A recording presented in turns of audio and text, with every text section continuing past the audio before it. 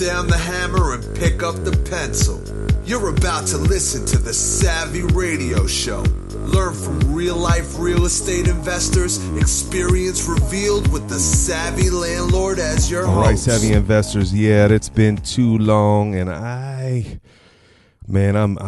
busy, like crazy busy, which is a good thing. Sometimes you go through seasons, and it's just life. But I did get one fan that emailed me and said, "Hey, it's been a week since you've haven't done a podcast," and it's a little bit more than a week. But I figured, hey, I'm gonna stop stressing out about writing the podcast perfectly.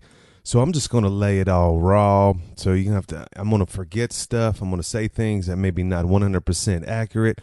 Of course, you got to trust but verify.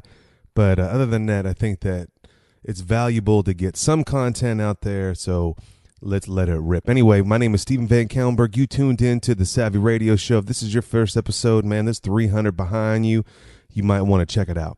Anyway, I got a great question from a great friend. It says, When is it a good decision to refi? Well, first of all, that should be your decision all the time. There's a thing called debt equity, DEAD equity.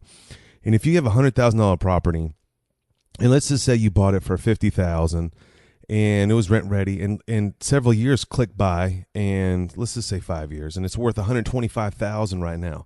So what would your equity position be in that property? Well, you've probably paid some of it down. So let's just say you have $40,000 in it. It's been cash flowing this whole time, but it's worth $125,000. Well, that means you have $85,000 worth of equity, and you're not doing anything with that money. It's just sitting there. And, in one aspect, it's like it's really good for the banks, right? Because it's safe. And you really can't do anything with that equity, but what you need to do is what? Refinance. So you have to have that in your mix. You can't just, and I know there's a lot of you guys out there that's like, man, debt-free, and I agree, debt-free is the way to roll. And I think you should be debt-free personally, like your doodads or the things that you have in your world. But I don't, as an asset, and if it's making me money, and if it's at a good ratio, then I'm all about it. But that's just me. I don't want to get into that. That's what this is about. But the question of the day is, when should you refi? Well, you should refi as often as possible within reason. Well, one of the number one goals is what? You don't pay tax on borrowed money. So the $85,000 that I pulled out, well, I wouldn't necessarily pull that out, but all of it, because the bank only loans at a certain percentage. Maybe it's 80%, 75%, 70%, or whatever the case may be, or even private funds. But you need to get that money working for you. So the first thing that you kind of need to have is a plan. And so here's a basic little plan that I do. And, I think you should strive for something similar to this. Well, I use several banks. Someone asked me the other day, how many banks? Roughly around 10 banks. Just depends on the situation. But I have one specific bank that I use just to acquire property. And then I have another bank that I use just to refinance property. Well, why? Well, each bank is different. All banks, first of all, love refinances because they're easy. All the hard work is already done.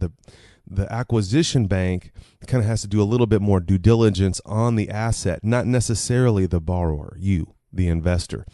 But let's just make this down and dirty, quick and easy. So the first thing you do is that you got to have a relationship with an acquisition bank. And so I use this bank, let's just say for fun, you have a $500,000 line of credit there, or not a necessary line of credit, I wouldn't say that, a guidance line. And what that is that the bank vets you out, you do your tax returns, you go through the enema, everything, you bend over, you do all the jazz, and they're like, okay, you seem sophisticated, Mr. VanCauwenbergh, we're going to give you $500,000. All right. So then you get this $500,000. Now you really go to work. You go out and find, let's just say you go out and find 10, $50,000 properties over a year time, 2 year, 3 year, or gangster 6 months. So now you have $500,000 jammed up on one guidance line at one bank. So what do? Well, what you do is that you refinance. You take that 10 loans and you package it in one loan. So that acquisition bank, you put them on one at a time, nice and easy. Yep, you got fees. Yep, you paid points. Yep, That's the game you roll in. Now you got $500,000 over there. Then you go to another bank, and they're like, yes, bank number 2, my name is Savvy Investor, and I have these loans. I bought them all at 70% or 60% if you're real savvy, 50%, and I want to refinance them, and I would like to have a cash refi. Even if you don't get a cash refi, okay, a lot of people, I got to get cash. No, even if you just borrow 70%, and I would recommend, maybe 75, depends on how big you are or what your portfolio is. But let's just say you refinance, you send those 10 assets down to another bank, bank number 2. Now, you're like, well, what did that do? You just transferred one debt to another bank. Or some people might say, well, didn't you just restart the whole debt machine? Again, no, the goal is to buy property, to buy as many assets as possible so you can live the life that you want. So when you refinance to bank number 2, bank number 1, now your acquisition bank is empty. And now you start the ball all over again. And then you put 10 more on. And then you move it down to another bank. You put 10 more on, and that's how you get to the goals and dreams that you want to have. Now, that's one strategy. Your goal, though, the question is, what goes into making a refi decision, or when should you refi? Well, for me personally, I have a system in place. So I use certain banks to do refinances, and I should go over a whole episode of banks and what banks to use, when to use them, how to use them. But here's the deal. You have to understand what's your long-term goal. These houses that you're about to refinance, are they horses? Are they temporary? Are they flips? Because you have cost in it. When you do the acquisition, the bank number 1, you're going to have costs in there. You're going to have appraisal. You're going to have origination fee, closing costs, title work, abstract, right? So you hold on to that for a certain amount of time. Yep. And then you move it down to bank number 2.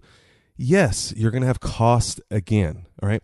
So yeah, there's costs, but again, these costs are already tax write-offs, and this is to grow and to build your portfolio. So this is a long-term goal. Now, a lot of people are just nickel and dime everybody. Oh, it's cost too much. The cost of the loan. Okay. So again, like I tried to explain in several podcasts before, people get jammed up on interest rate. Well, interest rate really doesn't matter if you cash flow. Interest rate, if you're building wealth, really is kind of small to the game. Now, if you have $1 million in loans, now an interest rate kind of makes a difference in some form or fashion. So, when I look at interest rates, yes, it's a financial decision, but it's not the end of the world, depending on what you're doing. Now, if you have an ARM or, it's a balloon note, interest rates can affect because the market's changing. And as we all know, as of today, it's September 2017, interest rates are going up, and they're only going to go up. But this is what you need to consider. Now, let's just say I have $1 million at bank number 1, and I'm paying $10,000 a month in payments. Now, roughly, that's probably, let's just say $2,000. Let's just say $1,000 of cost of interest. And these are all fake numbers, but I just want to be quick. So you have $1,000 in interest that you're paying out. Well, if you move your loan to bank number 2 and your interest goes down, say 2%, you could save almost $12,000 a year doing it that way. You would save maybe $500 or a certain amount of money. So in that case, you have to value, if you're going to save this money, now you're going to go to the second bank and it's going to cost you money to refinance with that bank. Hold on. I got to clear my throat here. So let's just say doing $1 million loan, it could cost you probably $14,000 or even more to do that loan. The cool thing about that is that it could be wrapped into the loan. I know you're paying $12,000, but if you could save $1,000 a month in 1 year, it's paid back, and you're going to save another $12,000 the next year. So it's the cost of the loan. Don't look at what it's going to cost. What's your long-term gain? Now, another thing that you need to be aware of is that when you package those, so you took down those houses on bank number 1, right? 1, 2, 3, 4. So there are 10 separate loans at one bank on one guidance line.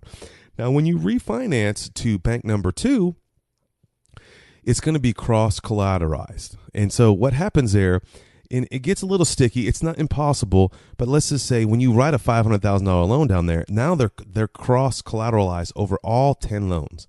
And so let's just say you need to sell a property, or you can get it released, but it's not real easy. It's not real bad. It's just a phone call that you have to make.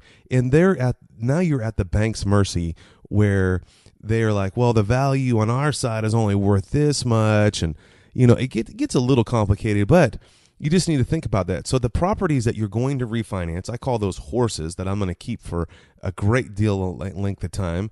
I would, refinance them. Now, if they're like, for example, I'm in the process of moving my whole portfolio from the hood to the good, and I still will keep with the hood for life because it's in my veins. But I know that I'm going to probably dump this one house because it has become an issue. Maybe it needs a roof in 3 years or 2 years, or it needs a roof today. That's probably not a property. If I'm going to sell it, that's probably not a property that I'm going to go refinance. Okay. So this is what you need to do.